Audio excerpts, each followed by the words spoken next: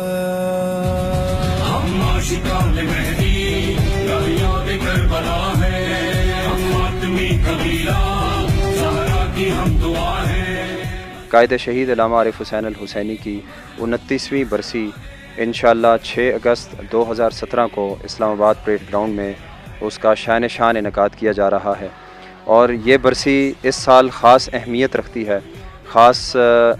اس سال اس خطے کی صورتحال کے تناظر میں اس کی ایک خاص حیثیت ہے، اور یہی وجہ ہے کہ مجلس وحدت مسلمین نے اس برسی کو امام مہدی اجل اللہ تعالی فرجہ شریف کے نام سے مہدی برحق کانفرنس کے عنوان سے اس کا انعقاد کر رہی ہے۔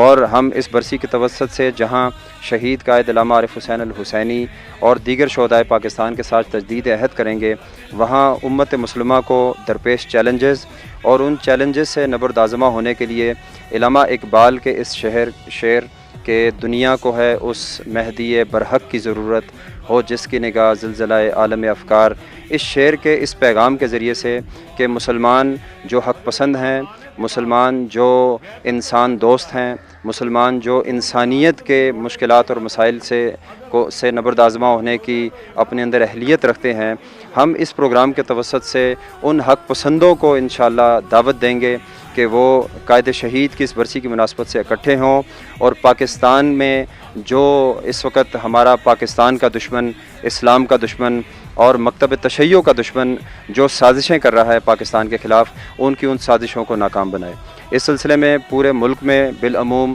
اور پنجاب میں بالخصوص اس وقت رابطہ مہم جو ہے وہ بھرپور طریقے سے اس کا آغاز ہو چکا ہے۔ پنجاب میں ہماری ٹیمیں تشکیل دی جا چکی ہیں، تشہیراتی جو مواد ہے وہ تیار ہو چکا ہے، اور ہمارے تمام جو ورکرز ہیں، ہمارے عہدیداران جو ہیں، وہ تمام قوم کے تمام طبقات کو اس پروگرام میں دعوت دینے کے لیے جگہ جگہ جا رہے ہیں، اور مختلف میٹنگز چل رہی ہیں۔ انشاءاللہ